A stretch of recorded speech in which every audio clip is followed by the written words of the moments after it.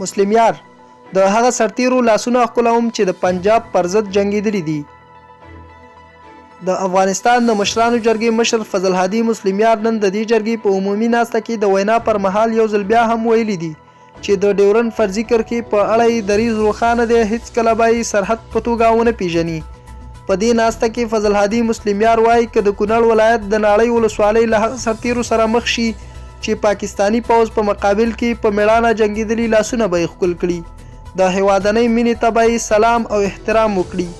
فضل هادي مسلم یار زیاتوي د ډیورنډ فرضي کرښه او کرغېړنه کرښه ده چې هیڅکله به یې د سرحد په توګه ونه مني او نه یې منلې ده.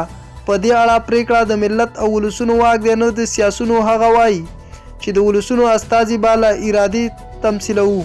د هغه په خبره ډاډه دی چې افغان حکومت به هم د ډیورنډ فرضي کرښې په اړه هیڅ راز اشتباه نه ده کړې او وبه یې هم نه کړي.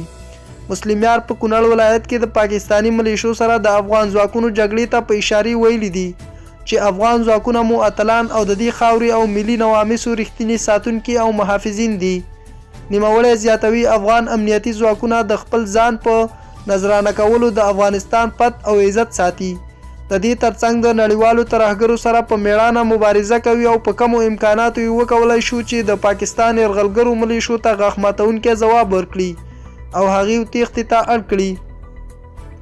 اونۍ وړاندې د اکتوبر په 28مه نیټه د کونړ په ناړۍ ولسوالۍ کې هغه مهال د افغان ځواکونو او پاکستاني ملیشو ترمنځ جګړه رامنځته شوه، کله چې پاکستاني پوځ غوښتل چې په دوکلام په سیمه کې له ډیورنډ فرضي کرښې سره افغان لور ته راواوړي او هلته پوستې جوړې کړي، خو افغان ځواکونو یې مخه ونیوله او له سیمې تېښتې ته اړ کړل.